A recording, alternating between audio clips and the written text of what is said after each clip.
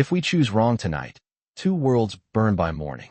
Clara Bennett never believed in monsters, not the kind with legends and glowing eyes and ancient bloodlines. She believed in data, in measurable energy outputs, in satellite imaging and soil samples, and the quiet certainty of numbers lining up exactly the way they were supposed to. And yet, as she stood 3 miles inside Black Hollow Forest with a portable scanner humming in her gloved hands, watching the screen spike with readings that made no physical sense, she felt something numbers couldn't explain, like the air itself was aware of her presence. The core pulsed somewhere beneath the forest floor, a low-frequency vibration registering at just under 20 hertz, subtle but steady, like a sleeping heart waiting to wake. 48 hours earlier, she had presented her findings in a climate-controlled conference room in Seattle, laser pointer steady, voice calm as she explained how the newly discovered energy field could power half the Pacific Northwest for decades without fossil fuel dependence. Her colleagues had called it revolutionary. Investors had called it destiny. No one in that room had called it sacred. Now the wind shifted, carrying the sharp scent of pine and something colder, cleaner, almost metallic, and Clara lowered the scanner slowly. "You shouldn't have come here, Doctor." The voice was deep, controlled, unmistakably human, and close enough that her pulse jumped before she could stop it. She turned and saw him standing about 20 feet away between 2 old-growth cedars, tall, broad-shouldered, dressed in dark fabric that blended with the shadows, his silver-gray eyes reflecting the thin slice of moon overhead. Adrian Vale did not look like a myth. He looked like a man accustomed to command, the kind who could walk into a room and silence it without raising his voice. And yet there was something restrained about him, as if every movement were carefully measured against an invisible line. "You're trespassing," he continued evenly, not stepping closer, not retreating either. Clara straightened, forcing her breathing to steady. "This land falls under federal jurisdiction," she replied, her tone firm but not reckless. "My team has legal authorization to survey." His gaze flicked briefly to the device in her hands, then back to her face. "Legal," he repeated, as though testing the word. "Your authorization doesn't account for what lies beneath your boots." The scanner spiked again, brighter this time, the waveform jumping as if responding to his presence. Clara felt it then, not fear, not exactly, but recognition, as though 2 separate equations had suddenly overlapped. "You're the Alpha King," she said quietly, more statement than question. He didn't deny it. The forest seemed to lean inward around them, branches creaking softly in the night breeze. For 30 years, humans and wolves had honored a fragile pact. No expansion, no interference, no reopening the wounds of a war that had nearly erased both sides. Clara had grown up hearing fragments of that history in hushed tones after her father disappeared during a field expedition in these same woods. Official reports called it a research accident. She had never believed that. Adrian's jaw tightened almost imperceptibly. "The core is not a resource," he said. "It is a balance. If your people drill into it, you won't just power cities. You will break something you don't understand." Clara's instinct was to argue, to counter with thermodynamic models and controlled extraction protocols, but the ground beneath her boots gave a faint tremor, less than half an inch of movement, barely measurable, but real. She looked down, then back at him. For the first time, she saw not an adversary, but someone carrying the weight of a line he refused to let collapse. "Then help me understand," she said.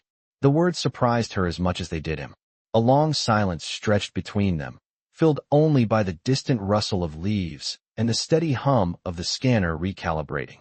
Somewhere far off, a low howl rose and faded, not threatening, not aggressive, just present.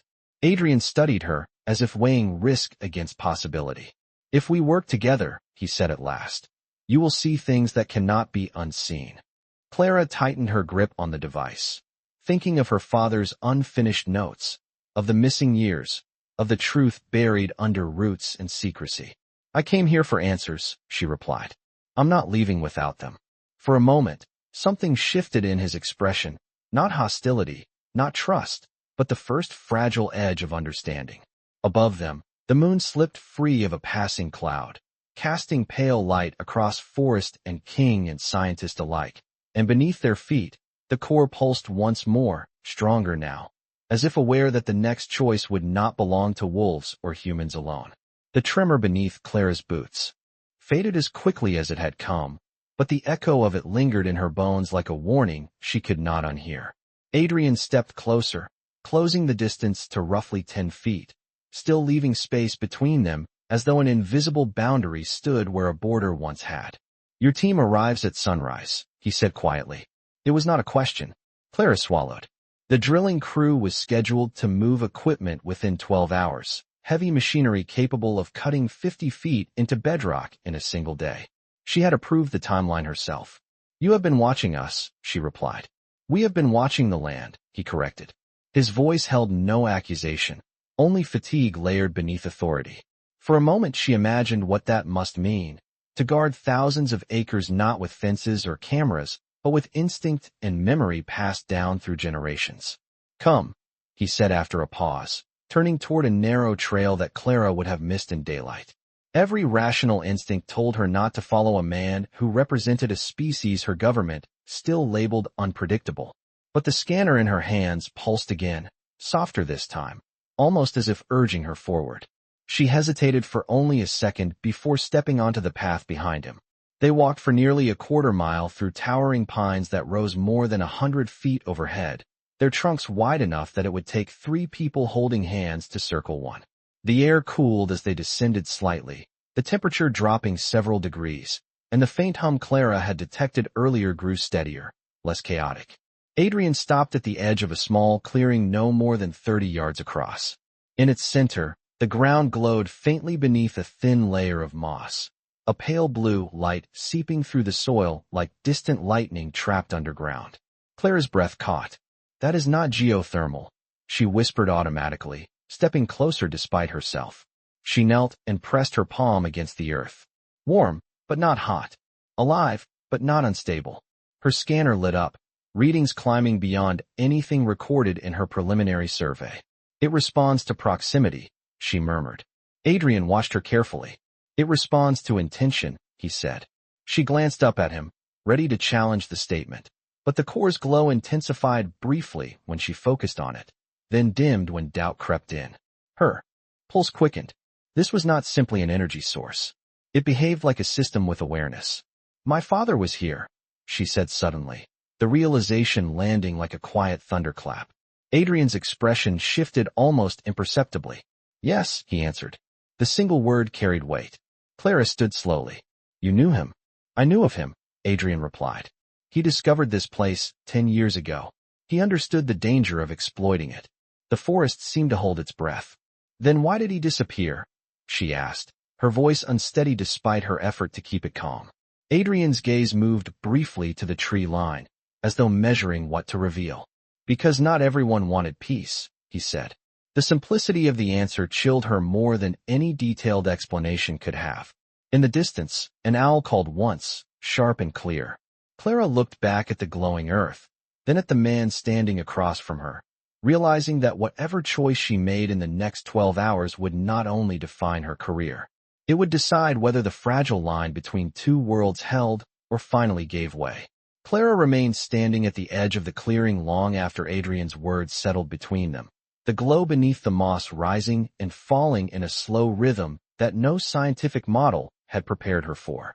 "Not everyone wanted peace," she repeated quietly, as if saying it aloud might force clarity into the shadows. Adrian did not move closer, but the distance between them felt smaller now, measured less in feet and more in shared understanding. "There are factions within my world," he said. "Some believe cooperation is weakness. Others see opportunity in chaos." Clara let out a slow breath, cool air filling her lungs. "You mean extremists?"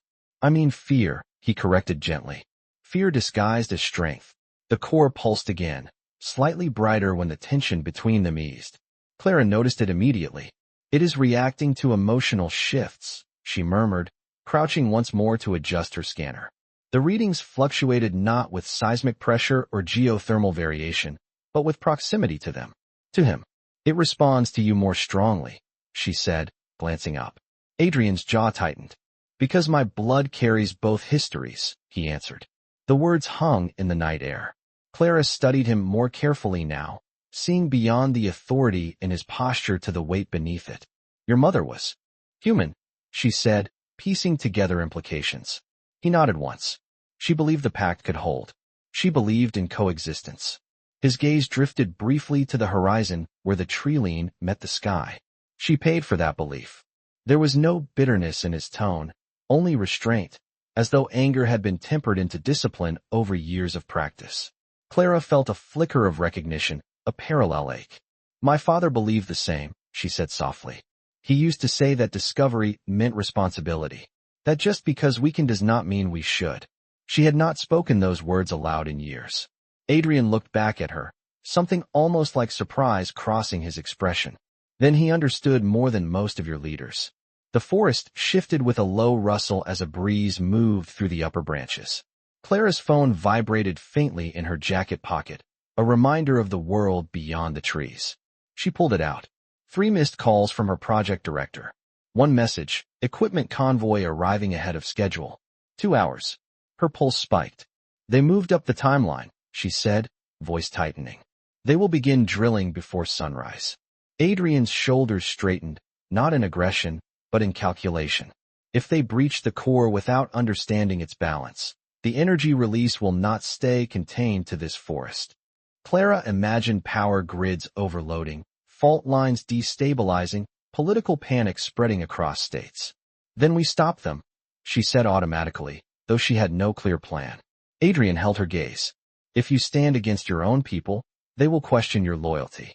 They already question my caution, she replied. I can delay them, but not for long.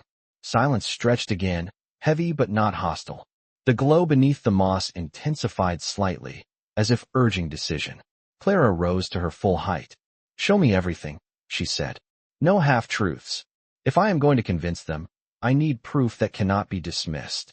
Adrian studied her for a long moment, weighing risk against necessity.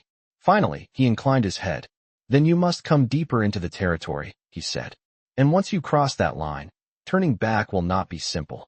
Clara slipped her phone back into her pocket, heart steadying not with certainty, but with resolve. Nothing about this has been simple, she answered. And together, under a moon that seemed to watch with quiet judgment, they stepped beyond the clearing toward whatever truth waited ahead.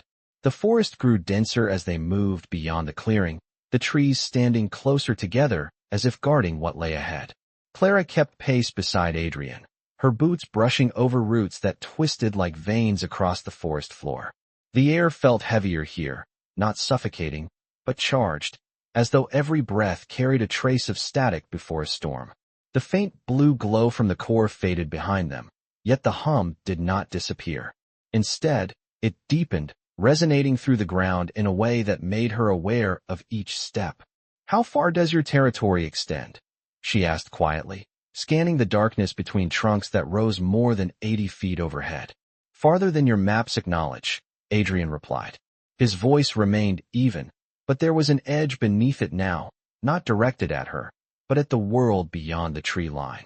And your council agrees with bringing me here? Clara pressed. He did not answer immediately. A flicker of movement passed through the woods to their right, swift and silent, more sensed than seen. Clara stiffened, instinct tightening her shoulders.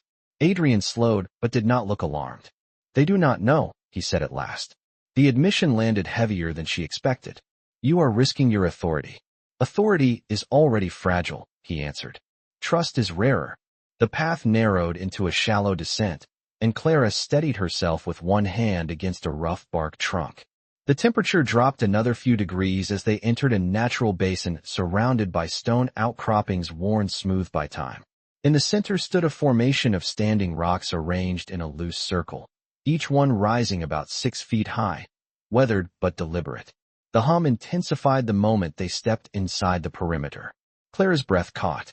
Her scanner, still clipped to her belt, activated on its own, screen glowing with data streams that scrolled faster than before.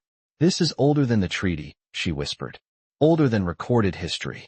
Adrian moved to the center of the circle and placed his palm against one of the stones. The core responded immediately. A faint pulse of light traveled beneath the ground, tracing the outline of the formation like a network coming online.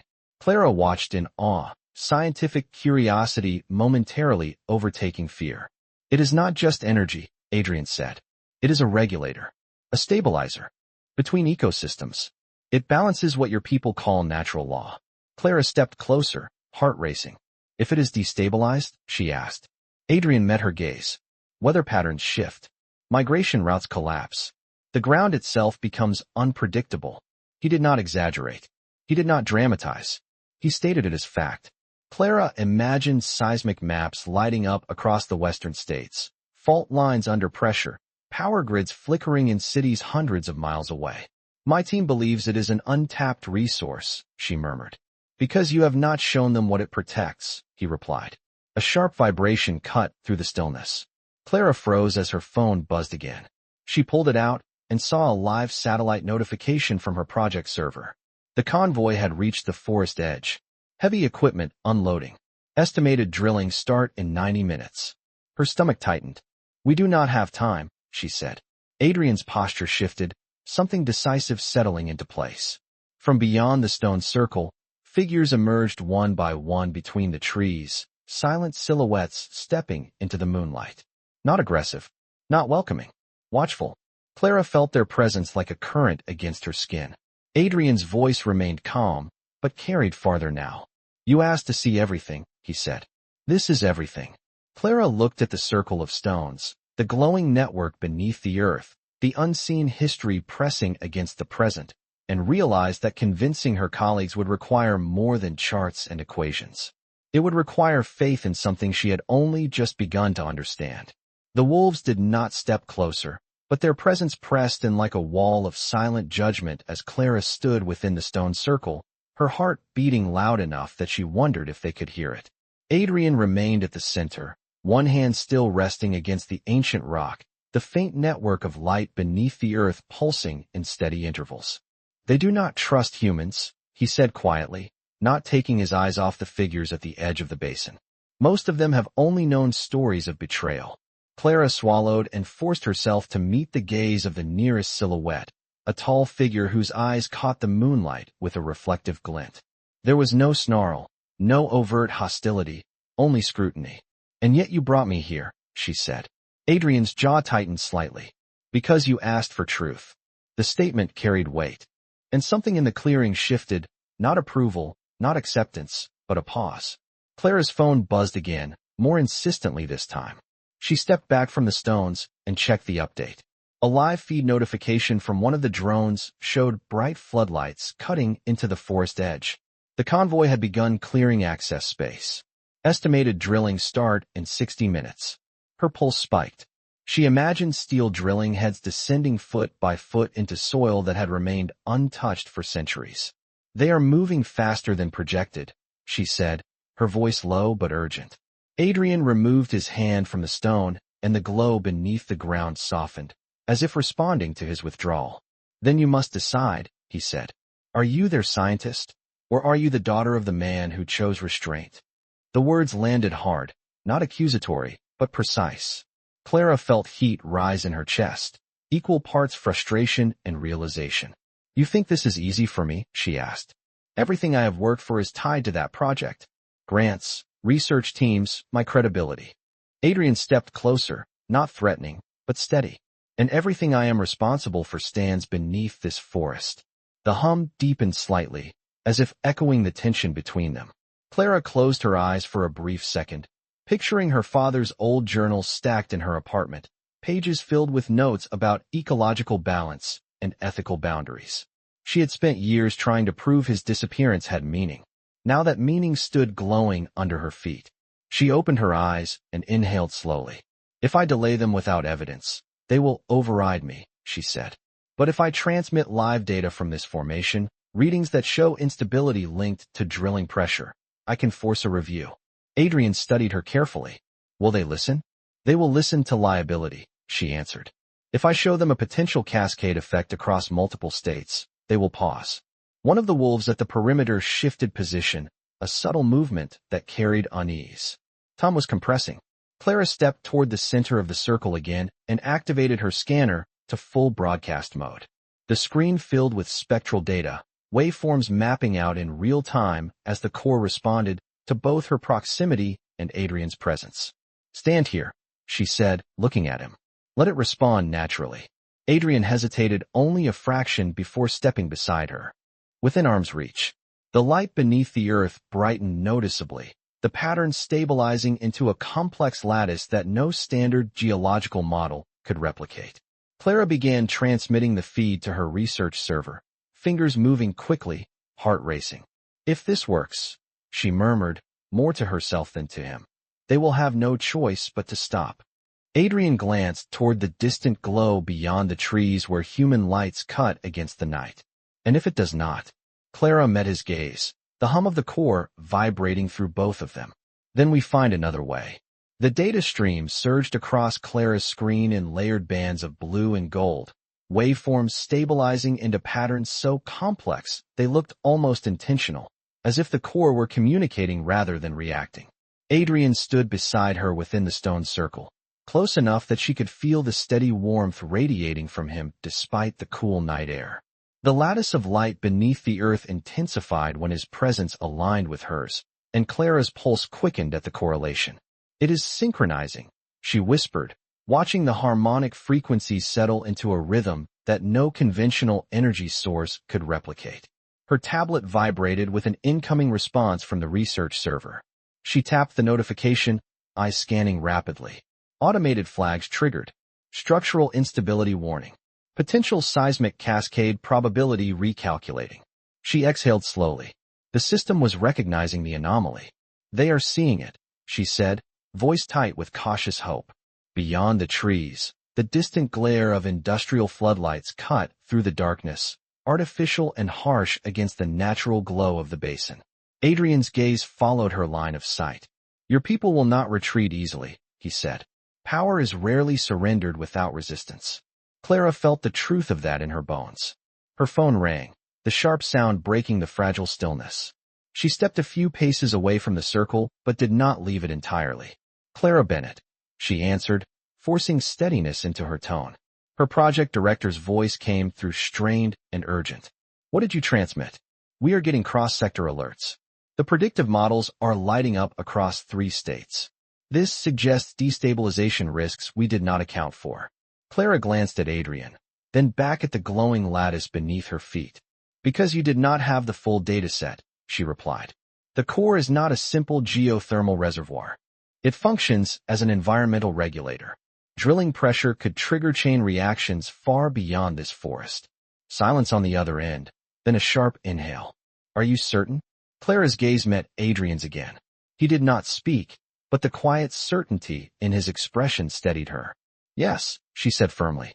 "If you proceed, you risk grid overloads, fault stress shifts, and atmospheric imbalance patterns that could extend for hundreds of miles." The line went quiet for several seconds. In the distance, one of the floodlights flickered. "Stand by," her director said finally. "I am issuing a temporary suspension pending review." The call ended. Clara lowered the phone slowly, heart pounding not from fear, but from the magnitude of what had just shifted. The heavy mechanical hum from the forest edge began to fade, engines idling down one by one. The wolves at the perimeter exchanged subtle glances, tension easing slightly, though caution remained. Adrian turned toward her fully now, silver eyes reflecting both the moonlight and the glow from beneath the earth. "You chose restraint," he said quietly. Clara let out a breath she had not realized she was holding. "I chose data," she corrected gently, though the distinction felt thinner than it once had. The core's pulse softened, the lattice dimming to a steady glow rather than a surge. The crisis had paused, not ended. Clara looked at Adrian, aware that this fragile success was only the first step in something far larger than a delayed drilling schedule. "They will investigate," she said. "They will ask questions about how I knew." Adrian inclined his head slightly. "And will you tell them?" Clara hesitated, feeling the weight of 2 worlds pressing against her answer. The forest was quiet again, but not empty. The line between scientist and ally had blurred, and she could not pretend she had not crossed it. "I will tell them enough," she said at last. Adrian studied her for a long moment, as if measuring the depth of that promise. Above them, the moon slipped higher in the sky, and beneath their feet, the core continued its steady rhythm, waiting to see which world would listen first. The engines at the forest edge had gone silent, but the quiet that followed did not feel like victory. It felt like a held breath. Clara stood within the circle of stone as the lattice beneath the earth dimmed to a steady glow, her tablet still warm in her hands from the transmission. Around them, the wolves remained at the perimeter, their silhouettes less rigid now but not relaxed. Trust was not built in a single decision. Adrian stepped back from the center of the formation, and the light responded, settling into a calmer rhythm as though acknowledging that immediate danger had passed. "This buys time," he said, his voice low enough that only she could hear. "Time is fragile." Clara nodded slowly. She understood fragile systems. Ecosystems balanced on invisible thresholds. Power grids dependent on precise tolerances. Human institutions that could fracture under pressure. "They will send investigators," she said. "Scientists. Federal analysts. Possibly military observers if they suspect strategic value." Adrian's gaze moved toward the distant tree line where faint artificial lights still glowed beyond the basin. "And your investigators will not come alone." It was not paranoia. It was history. Clara felt the weight of that history pressing in. "If they approach this as a threat, your council will react," she said carefully. Adrian's expression hardened slightly. "Some of them already want to." A ripple of movement passed through the wolves at the edge of the clearing, subtle but unmistakable. Clara sensed that she was being evaluated not just as an individual, but as a symbol, a human who had stepped beyond the line. "You said not everyone wanted peace," she reminded him. "Does that include your closest advisors?" He did not answer immediately. The silence was answer enough. "There are those who believe the treaty was a mistake," he said at last. "They see the suspension tonight as weakness." Clara felt a flicker of frustration rise. Preventing ecological collapse is not weakness. Adrian looked at her then, something almost like weary agreement in his eyes. Convincing fear of that will be difficult. The hum of the core pulsed softly underfoot, steady and patient. Clara glanced down at the ground, thinking of the broadcast she had sent, of the data now circulating through secure servers and government dashboards. Her phone vibrated once more. A text from her director. "Review board assembling at dawn. Remain on site. Do not engage with unauthorized parties." She almost laughed at the last line. Unauthorized. She stood inside a territory that her government barely acknowledged existed. "They want me here at first light," she said. "They will expect a detailed explanation." Adrian folded his arms loosely, posture controlled but not closed. "Will you tell them about us?" Clara hesitated. Images flashed through her mind. Congressional hearings, classified briefings, headlines that could ignite panic. If she revealed the existence of a sovereign wolf society guarding an ancient regulator beneath federal land, there would be no turning back. "If I expose you without preparation, it could provoke exactly what we avoided tonight," she said slowly. Adrian studied her face as though searching for hesitation. "And if you conceal us entirely? Then I stand alone when questions deepen," she replied. "And suspicion grows." The wolves at the perimeter began to disperse gradually, melting back into the forest one by one, leaving only the two of them within the circle. The basin felt larger now, emptier but not unguarded. "You crossed into our territory," Adrian said quietly. "There are consequences." Clara met his gaze steadily. "I am aware." A faint breeze moved through the clearing, lifting strands of her hair and carrying the scent of pine and earth between them. The tension was no longer hostile, but charged in a different way, threaded with mutual recognition. "If your council challenges you," she asked, "will they remove you?" Adrian's jaw set, not in anger, but in resolve. "They will try." The core pulsed once, brighter than before, as if marking the shift. Clara felt the truth settle between them. The crisis with the drilling had been only the first fracture. What came next would test not just policy, but loyalty on both sides of the line. And neither of them could step back into ignorance. By the time the first pale hint of dawn touched the eastern sky, the forest felt different, as if the night had revealed truths that daylight would now challenge. Clara stood at the edge of the stone basin, while Adrian remained a few steps behind her, both of them aware that the fragile pause they had secured would soon be tested. The air carried a subtle shift, not in temperature, but in tension. It was not coming from the forest edge this time. It was coming from deeper within the territory. Clara noticed it in the way birds remained silent longer than expected, in the way the wind seemed to stall between the trees. Adrian felt it more directly. His posture straightened, shoulders tightening almost imperceptibly. "They are gathering," he said. Quietly. Clara turned toward him. "Your counsel?" He nodded once. "Word travels faster than you think." The wolves had dispersed from the basin earlier, but now shadows moved again along the ridge above them, more deliberate than before. These figures did not linger at a distance. They advanced slowly, forming a loose semicircle beyond the stones. Clara felt the weight of their scrutiny press against her skin. No open hostility, no raised voices, just a silent assertion of presence. Adrian stepped forward, placing himself subtly between her and the approaching line, though he did not block her view. "You brought her into the heart of the territory," one of the figures said, voice calm but edged with challenge. Clara could not see the speaker clearly, only the outline of a tall frame and eyes reflecting the growing light. Adrian did not raise his voice. "I brought her to prevent a greater breach," he answered. "The drilling has been suspended." A murmur passed through the group, low and measured. "Suspended is not ended," another voice responded. "Humans return when they sense weakness." Clara inhaled slowly, resisting the instinct to defend herself impulsively. She stepped forward half a pace, careful not to appear confrontational. "The suspension triggered a federal review," she said clearly. "The data indicates destabilization risks extending hundreds of miles. They cannot proceed without accountability." Silence followed her words. Not dismissal, not acceptance. Evaluation. "You expect us to trust human institutions," the first voice replied. Adrian glanced at her briefly, then back at the council members.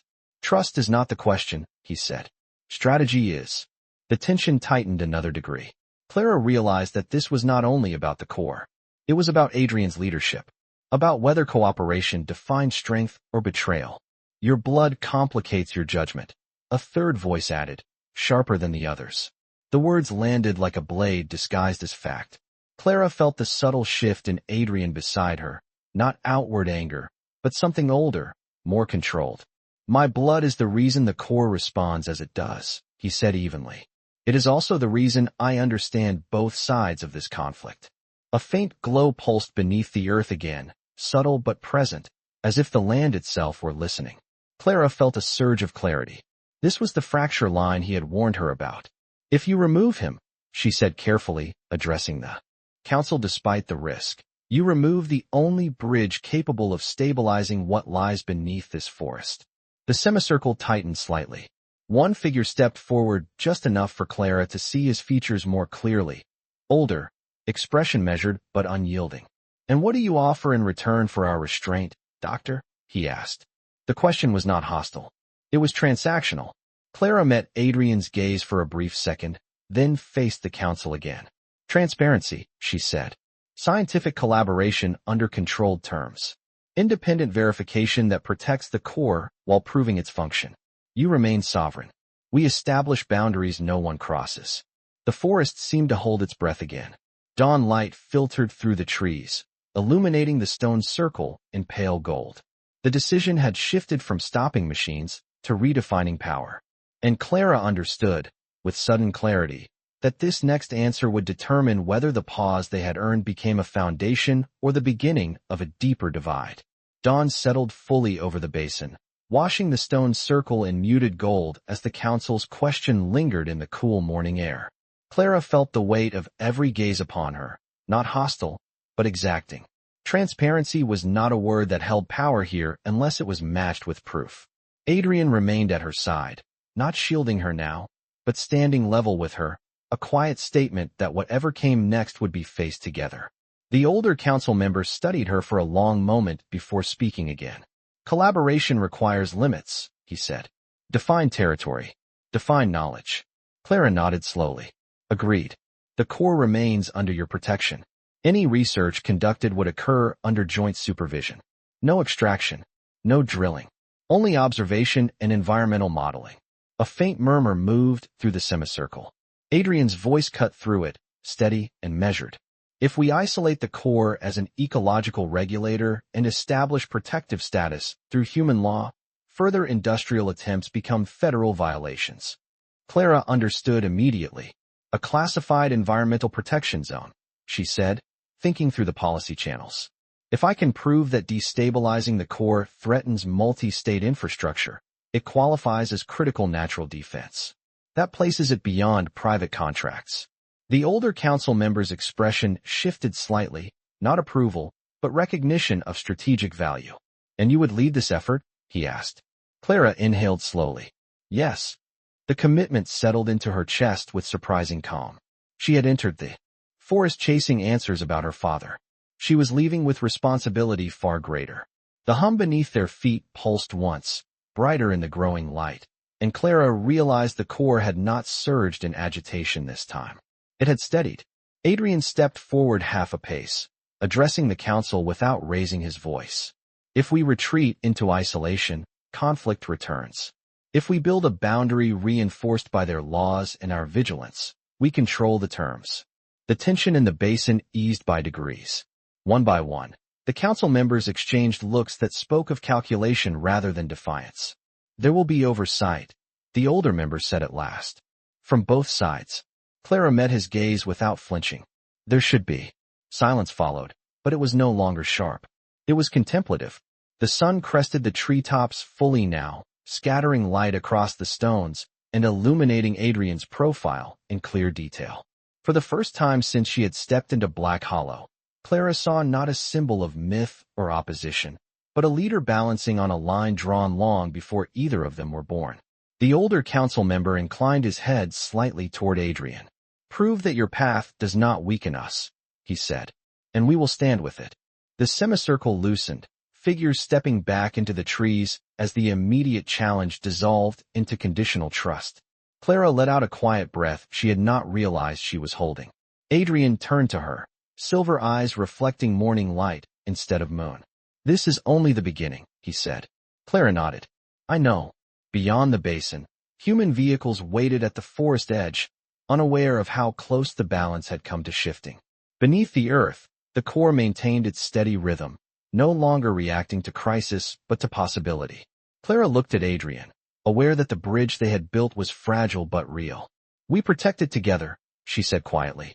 Adrian's expression softened, not into sentiment, but into certainty.